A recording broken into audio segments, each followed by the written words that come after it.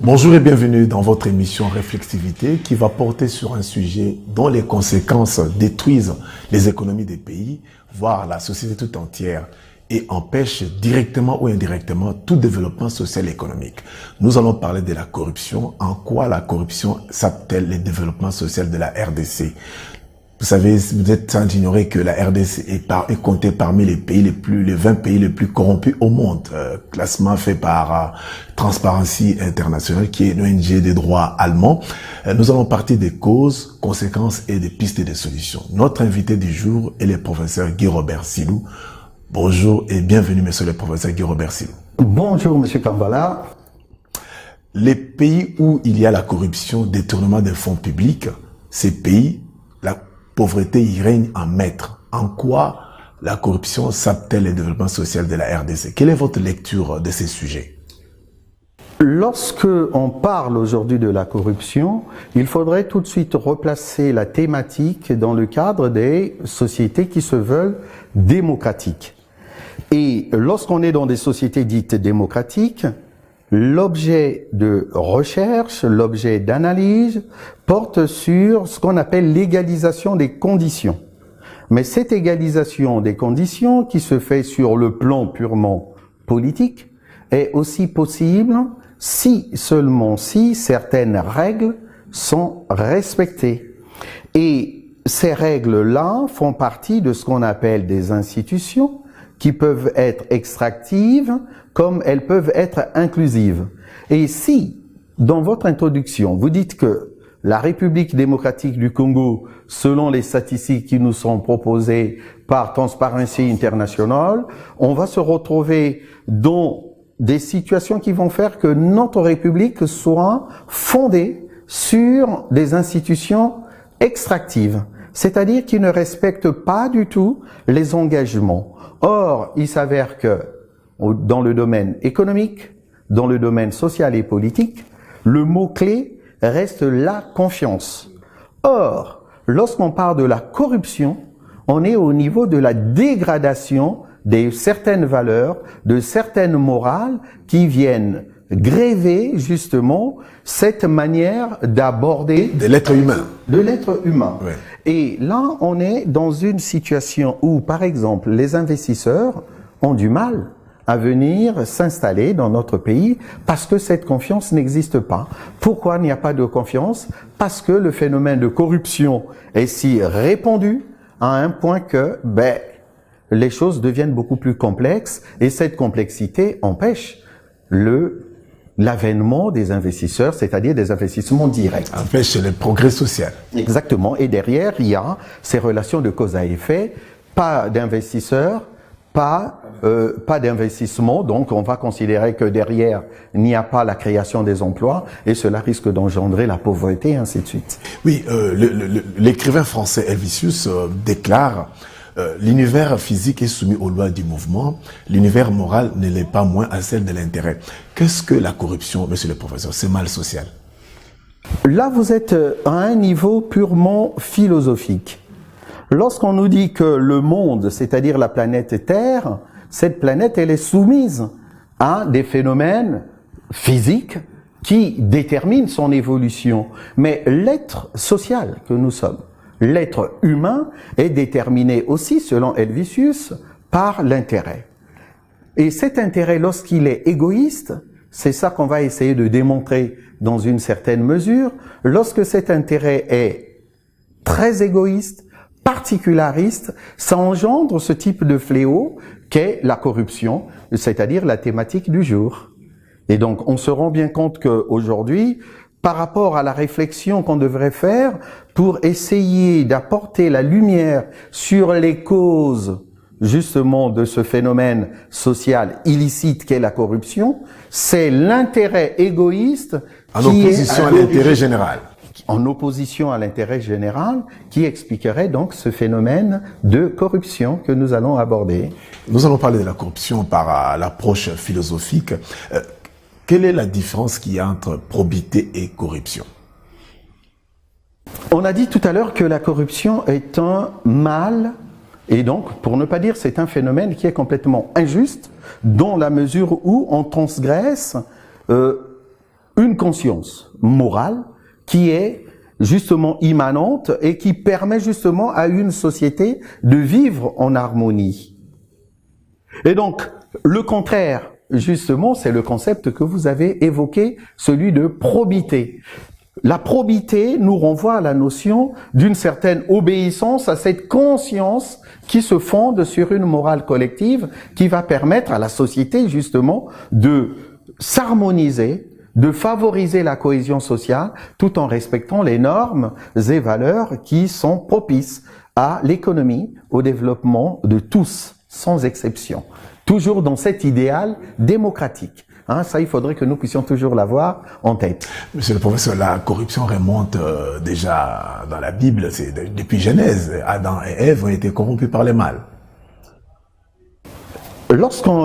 Pour nous, qui sommes un peu de cette civilisation judéo-chrétienne, hein, on l'avait déjà évoqué dans une des émissions, étant dans cette civilisation judéo-chrétienne, lorsque on se souvient dans le jardin d'Éden, Dieu installe ces deux premiers hommes que sont Adam et Ève. Il leur dit, écoutez, le jardin est à votre disposition, mais il y a une règle d'or que vous ne devez pas transgresser, c'est cet arbre, qui est l'arbre de la connaissance. Il ne faudrait pas toucher à ces fruits-là. Là, on est sur cette conscience qui est immanente et qui s'impose à ces deux êtres. Mais il s'avère que le serpent, qui symbolise le mal, pour ne pas dire Satan, va chercher à corrompre dans un premier temps Ève, en lui promettant justement cette connaissance qui ne leur était pas dévolue. Et derrière Ève, que va-t-elle faire à son tour? Elle va aussi chercher à corrompre Adam. Et au final, ces deux êtres vont être corrompus.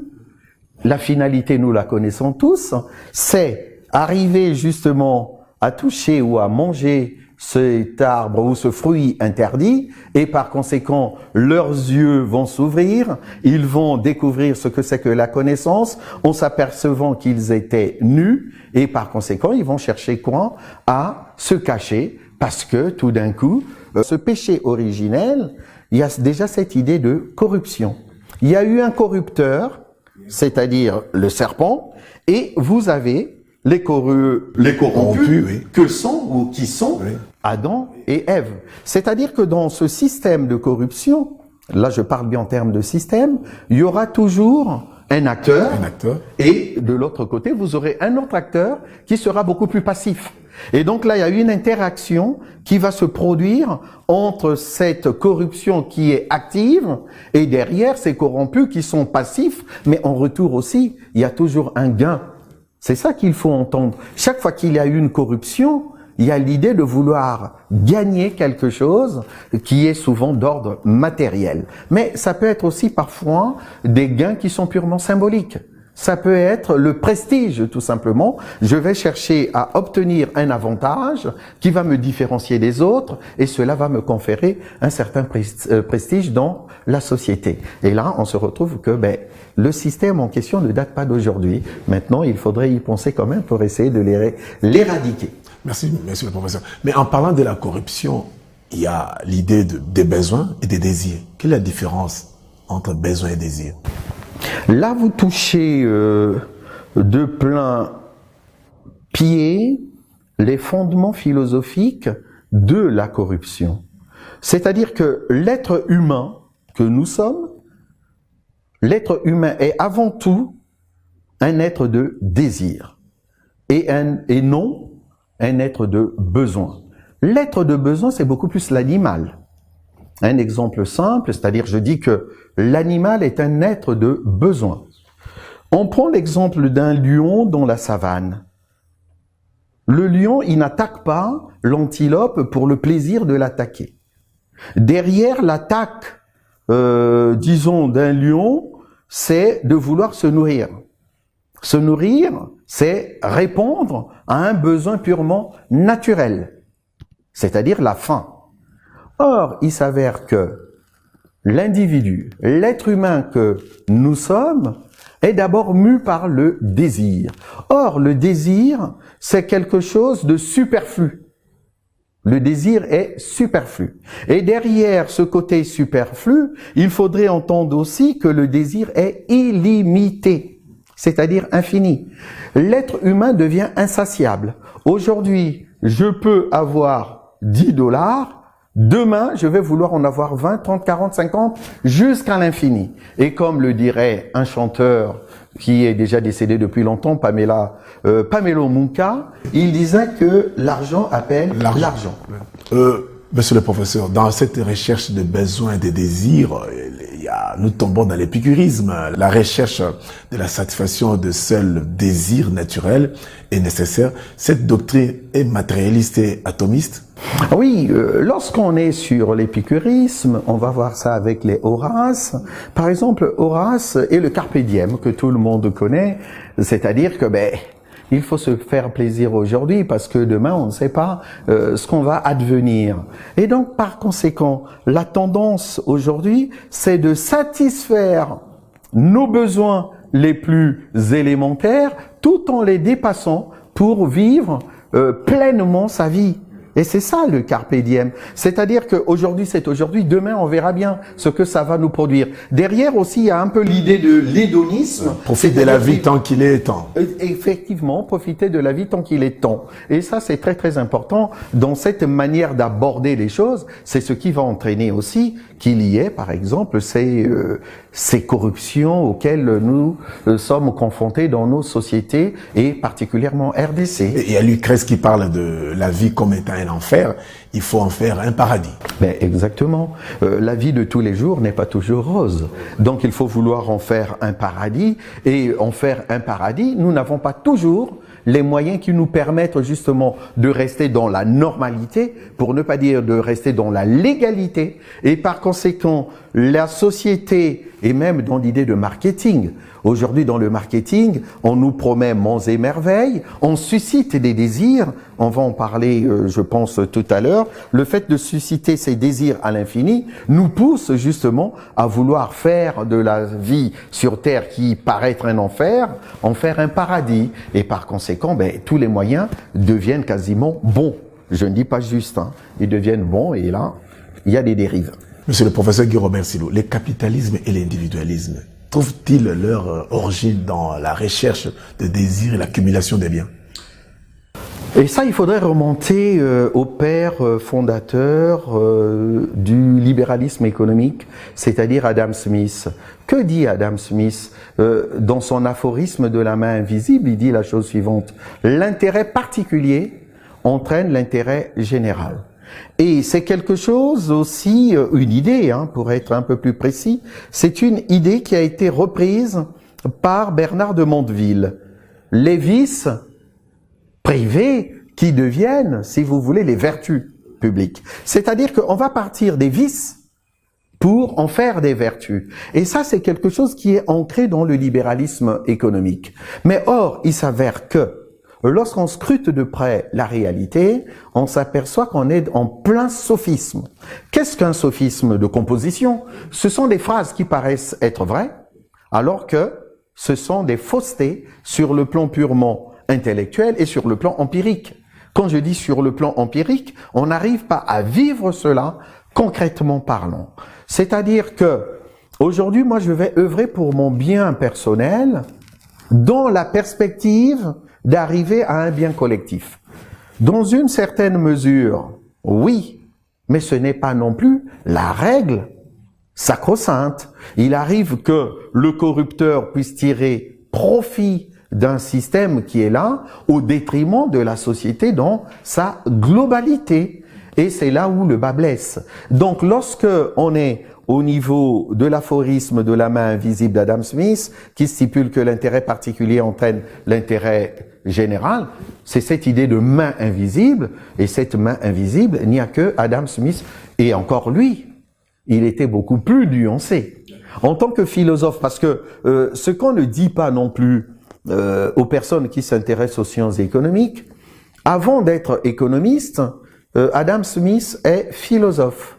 Et il avait publié une œuvre majeure, selon lui, la théorie des sentiments moraux. Et dans cette œuvre majeure, il est beaucoup plus nuancé sur cette main invisible. Mais comme toujours, la mainstream, c'est-à-dire cette idée principale qu'on va retrouver en économie, cette idée qui devient dominante aujourd'hui, le libéralisme économique n'a retenu que la main invisible en mettant de côté, en déclassant la nuance qui a été faite par Adam Smith. Oui, prof, la recherche de répondre à ses besoins, c'est pas un mal, mais c'est la corruption qui est un mal. Répondre à ses besoins n'est pas un mal en soi, puisque là, je l'ai dit tout à l'heure, les besoins sont purement naturels. Il faut se loger, il faut se nourrir, il faut se vêtir, et ainsi de suite. Mais pour me loger, dois-je avoir 20 villas? Je ne pense pas. Et là, on bascule sur les désirs. C'est-à-dire que les besoins sont vitaux. On le dit toujours. Des besoins vitaux, nécessaires à la vie, pour ne pas dire nécessaires à la survie. Or, il s'avère que la corruption, lorsqu'il y a corruption, on bascule sur des désirs. Or, généralement, comme je venais de le dire tout à l'heure, lorsqu'on est sur des désirs, on est sur quelque chose de superflu et qui devient quasiment inaccessible. C'est un peu comme si un enfant vous demandait de décrocher la lune. Voilà, c'est quelque chose d'impossible. Parce que les désirs sont à l'infini. Je vais illustrer cela. Tout à l'heure, j'ai fait allusion au marketing. Regardons, je ne vais pas faire la publicité gratuite de cet outil que nous utilisons tous aujourd'hui. C'est un smartphone qui a la forme d'un fruit que je ne vais pas citer parce que tout le monde va le reconnaître. Oui. Aujourd'hui, on est arrivé au 40e modèle, le 14e. Très bien. Vous voyez bien, on est passé par le numéro 1, 2, 3. C'est-à-dire que cette maison, pour ne pas dire cette entreprise, a compris qu'en agissant sur les désirs des individus, cette industrie va se faire du profit. Et donc, par conséquent, au niveau marketing ou mercatique, on nous propose ce produit-là à intervalles réguliers, toujours pour susciter et provoquer nos désirs de consommateurs, pour que nous puissions toujours acheter ce produit. Et là, il y a tout un système qui se met en place pour que ce produit puisse se pérenniser et être dominant sur le marché. C'est ça le problème du désir. Maintenant, aujourd'hui, je ne vais pas vous reprocher à vous, Monsieur Kambala, d'avoir un smartphone, peu importe lequel. Maintenant, s'il s'agit d'être à une sorte de course à l'échalote, alors là... Être à la page. Ah ben, être à la page, vous voyez bien, qu'est-ce que ça veut dire être à la page? À chacun d'essayer d'y réfléchir. Monsieur le professeur, rentrons dans l'histoire sous le régime Mobutu, avec son parti État, le MPR, Mouvement populaire de la Révolution. Le parti État, le MPR égale servir. C'est servir, non. Nous avons échoué.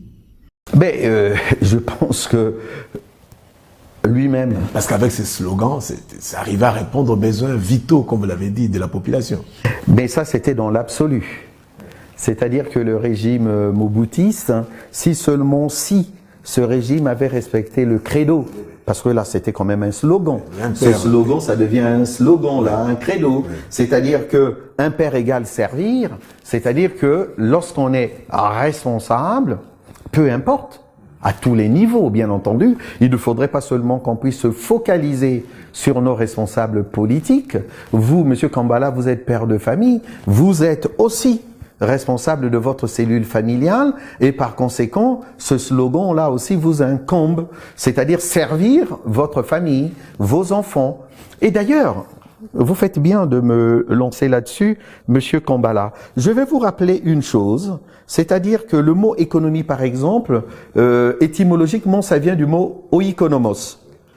Oikonomos signifie la gestion de la maisonnée. C'est-à-dire que chaque responsable doit gérer son affaire comme étant un père de famille serait susceptible de gérer son foyer.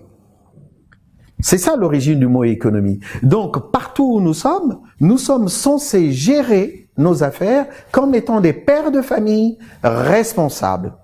Et donc, lorsqu'on dit un père égale servir, c'est d'abord servir les autres. la population.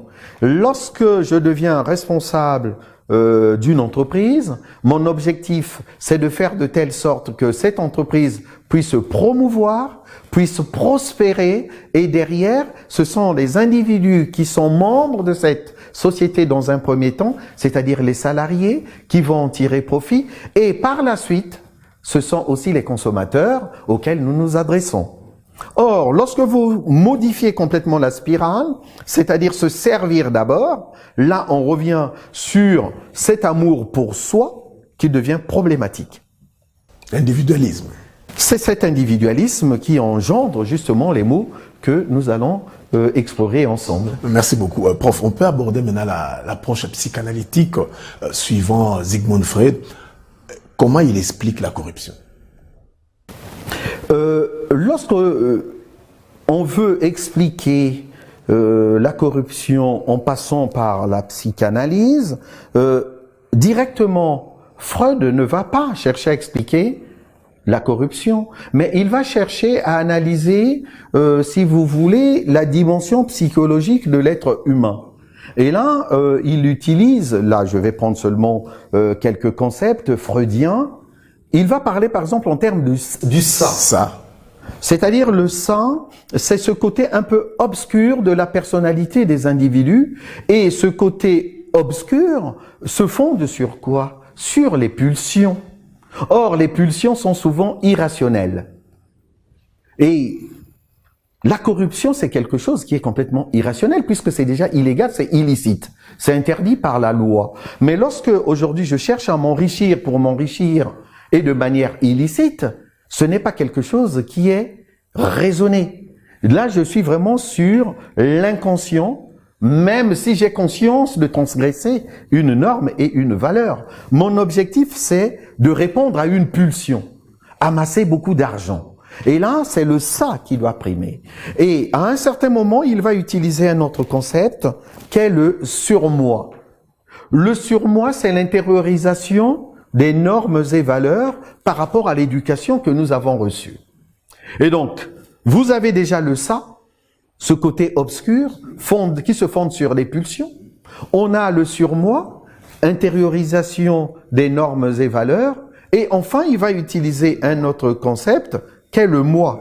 Et le moi, justement, essaie de juguler ou de régler ces deux premiers concepts, c'est-à-dire le surmoi et le ça, qui peuvent rentrer en conflit de manière permanente. C'est-à-dire que ça me fait penser à une image que j'ai dans ma tête en tant que catéchumène. Lorsque j'étais tout petit, en allant au catéchisme, on avait toujours une représentation entre le bien et le mal.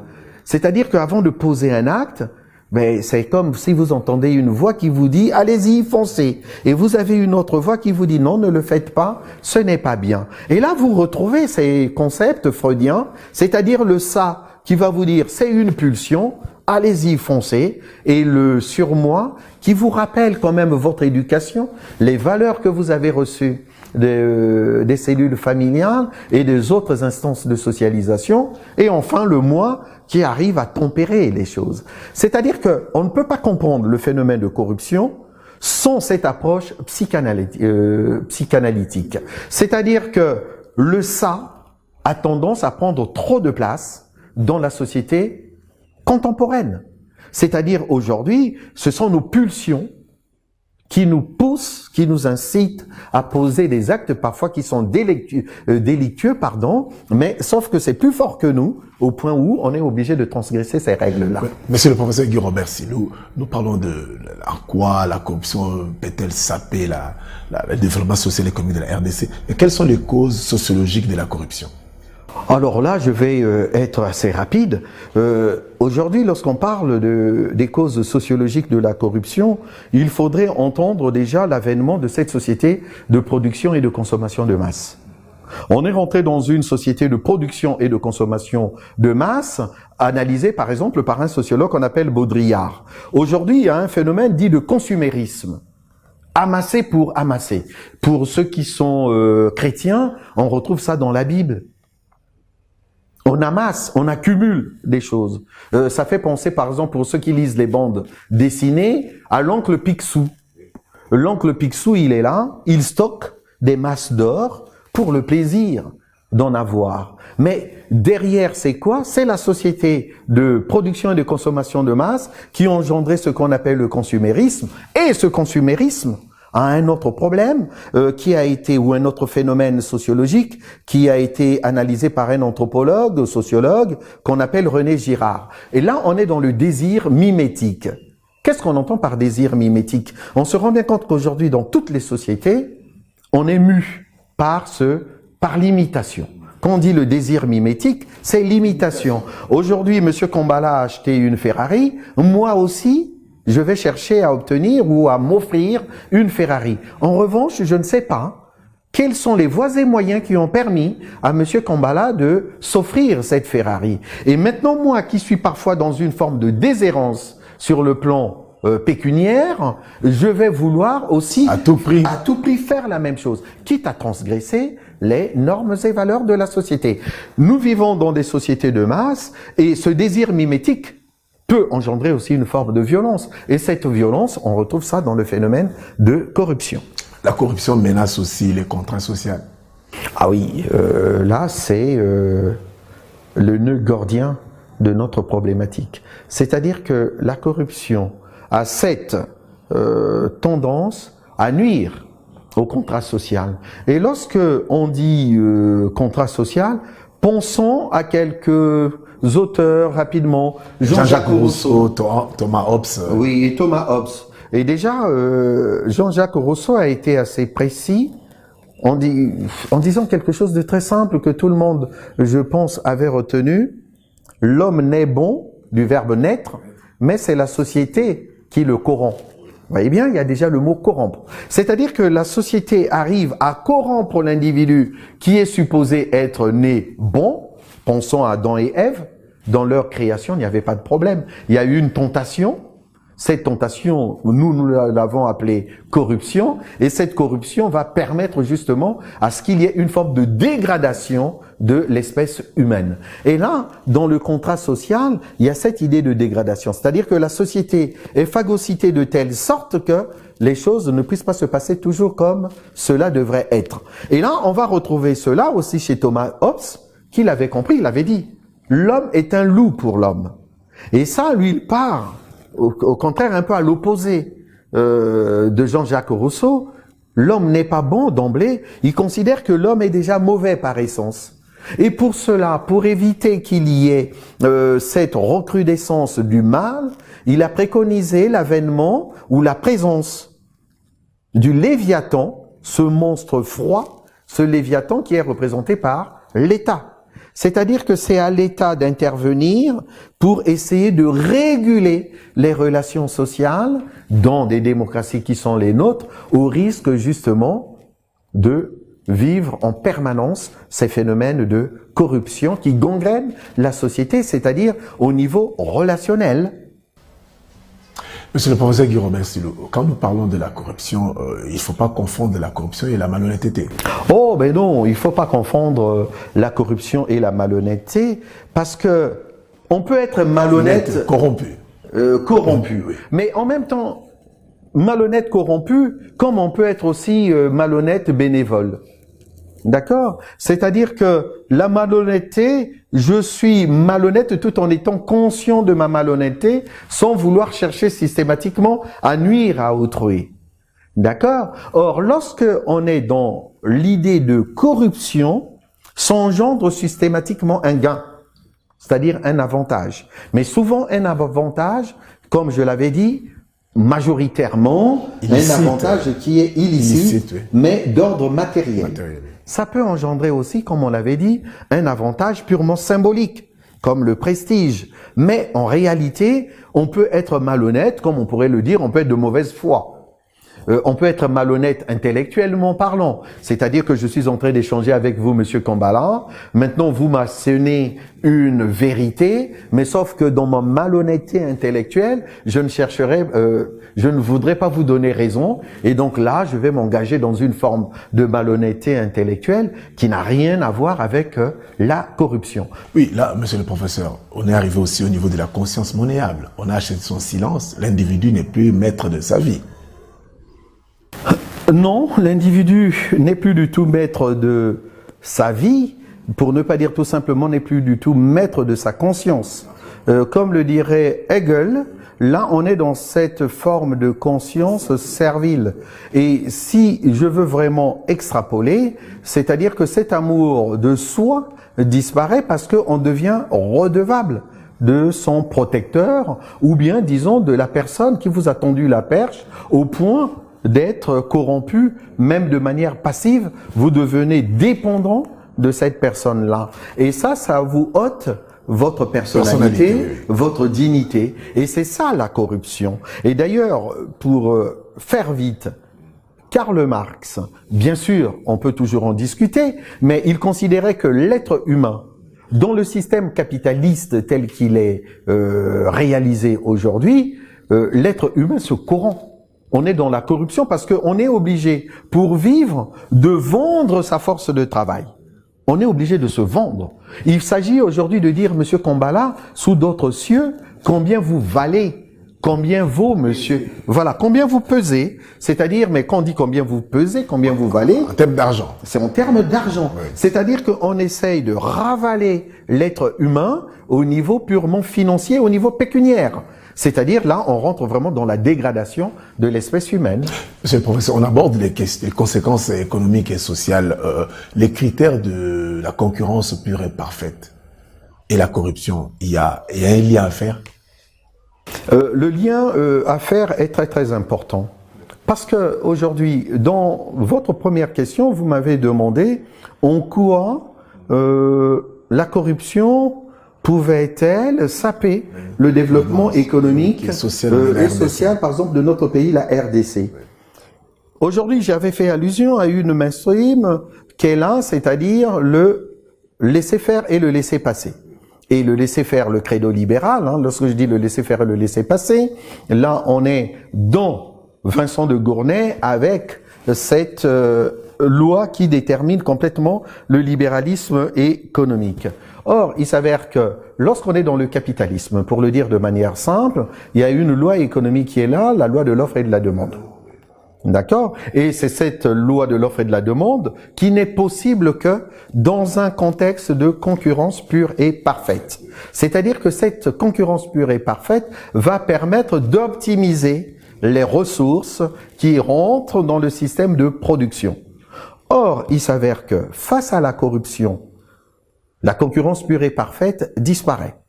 On est dans une concurrence imparfaite. Souvenez-vous de votre première question. Vous me posez la question de savoir pourquoi cela pouvait engendrer le non-développement du pays. Je vous avais dit, les investisseurs ont besoin de confiance. Confiance, oui. Et quand il n'y a pas la confiance, parce que nous sommes dans des institutions dites extractives, en République démocratique du Congo, les IDE disparaissent complètement. Mais pourquoi? Parce que lorsque vous êtes dans le champ purement économique, vous avez ce qu'on appelle les coûts de transaction. Lorsque vous investissez quelque part, il faudrait prospérer, prospecter le terrain dans un premier temps. C'est-à-dire aller rechercher les informations. Et ça va vous prendre du temps. Or, le temps, c'est de l'argent. Lorsque vous vous apercevez qu'en RDC, investir, ça devient complètement kafkaïen, vous n'allez pas mettre votre nez là-dedans. C'est-à-dire parce que les coûts de transaction vont être exorbitants. Chaque fois que vous passerez dans un bureau, vous allez y passer un temps fou. Il faudrait chercher à graisser la patte des uns et des autres. Et tous ces coûts-là représentent une énormité sur le plan financier de l'entreprise. Et donc là, c'est complètement terminé. Mais lorsqu'on est encore dans le champ économique, il y a ce que les économistes appellent la sélection adverse. C'est un phénomène qui a été étudié par un économiste qu'on appelle Ronald Coase. Que dit-il?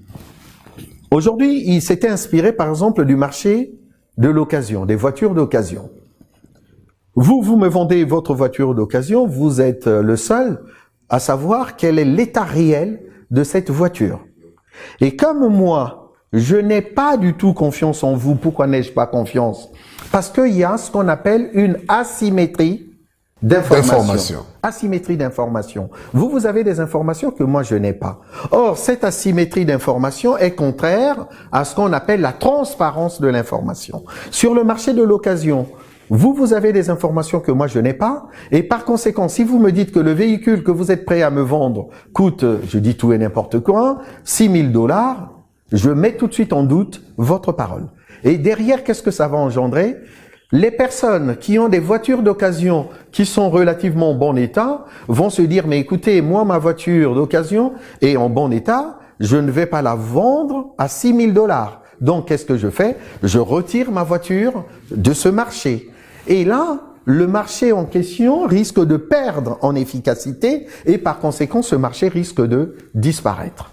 Il y a aussi cette notion d'aléa moral. Oui, au niveau de l'aléa moral. Et donc, pour rester d'abord sur cette sélection adverse, aujourd'hui, lorsque je veux recruter des salariés, je n'ai pas suffisamment d'informations sur ces gens-là. Mais si on est dans un système qui est corrompu, je risque de choisir quelqu'un par clientélisme, ce qui fausse l'information que j'ai sur la personne et par conséquent, la productivité de la personne risque d'être très très faible, ce qui risque complètement d'anéantir notre système. Lorsqu'on est sur l'aléa moral, qu'est-ce que ça veut dire l'aléa moral? Restons sur le plan assurantiel. Je veux être assuré par rapport à ma maladie, qu'est-ce que je vais faire? Je vais essayer par exemple de mentir, d'être malhonnête sur mes éléments vitaux. Par exemple, si on me posait la question si je suis un malade chronique, je pourrais dire non. Avez-vous été opéré? Je vais dire non. Bon, bien sûr, je ne pourrais pas tricher sur mon âge parce que là, il faudrait présenter, disons, sa pièce d'identité.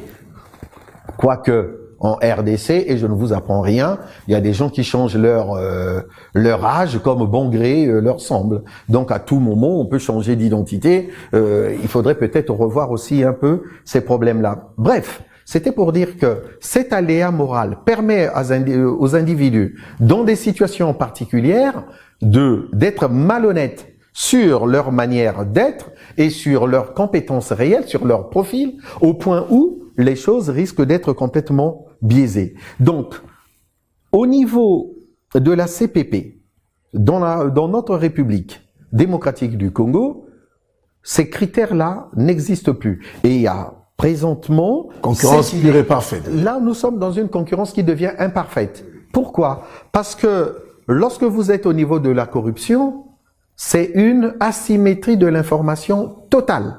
C'est-à-dire que les contrats, les coûts de contrats augmentent, en même temps l'aléa moral est bien présent, vous avez cette sélection adverse, et je pourrais même rajouter la théorie des jeux. La théorie des jeux derrière, et tout cela fait que, à un certain moment, la corruption ne permet pas du tout à un pays de se développer sur le plan économique pour ces raisons-là, d'asymétrie de l'information, entre autres, et par conséquent, cette asymétrie de l'information, je l'ai dit, les investisseurs qui n'ont pas la transparence de l'information, venir investir en République démocratique du Congo, lorsqu'on ne sait pas s'il faut marcher sur les œufs ou pas, ben effectivement, il n'y a pas de confiance. Là, le climat des affaires est dangereux. Le climat des affaires est dangereux, et par conséquent, on ne peut pas se risquer là-dedans.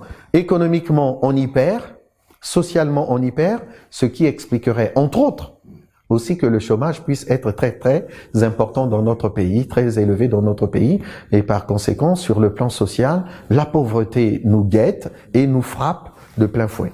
Nous avons parlé des causes et conséquences. Maintenant, quelles sont les pistes de solutions par rapport à cette corruption qui gangrène beaucoup de pays, et notamment en particulier notre pays? Alors là, on va rentrer encore.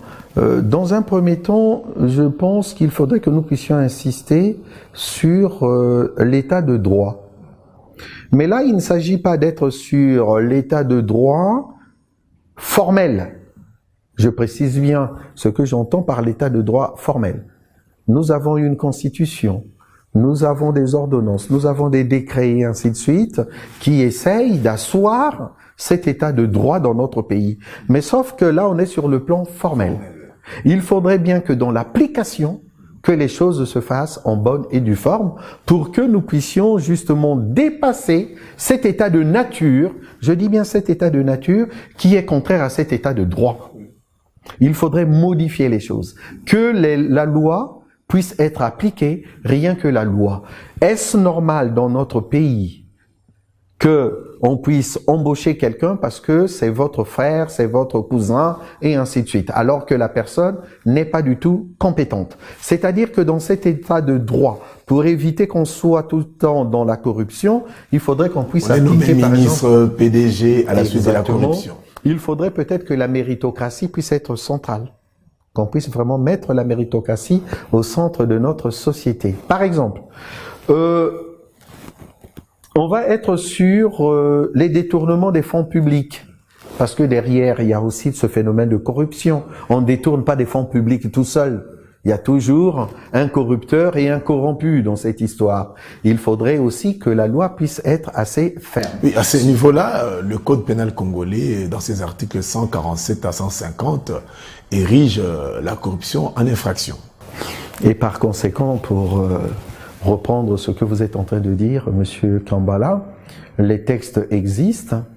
Il s'agit maintenant d'être relativement consciencieux, avec cette conscience pas servile, ne pas être redevable de quelqu'un pour être en mesure d'appliquer ces articles de loi qui existent. Oui, c'est aussi simple que cela. Il y a notamment l'IGF, l'inspection générale des finances, qui mène une lutte acharnée contre la corruption et les détournements de fonds publics. Il y a l'APLC, l'Agence de prévention de lutte contre la corruption, qui mène aussi un travail énorme. Et il y a aussi le CNRF qui lutte. Donc il y a des services publics là-dessus pour lutter contre la corruption et les détournements de fonds publics. Et donc ça c'est très important parce que ça permet justement aussi de capter suffisamment de recettes fiscales, ces recettes fiscales qui sont indispensables pour le développement du pays. Donc il faudrait peut-être qu'il y ait ces mutations au niveau de notre manière d'appréhender notre société. Et là, derrière, une autre solution, c'est peut-être au niveau de l'éducation, de notre système éducatif. C'est-à-dire que cette éducation civique et morale devrait nous permettre d'être des citoyens et des patriotes à part entière pour vraiment rester dans notre société à plein régime. Quel est votre mot de conclusion, monsieur le professeur? Le mot de conclusion, c'est un sujet que nous avons à peine esquissé, c'est-à-dire amorcé. Je ne dis pas que nous sommes, vous et moi, les précurseurs. On en parle de plus en plus.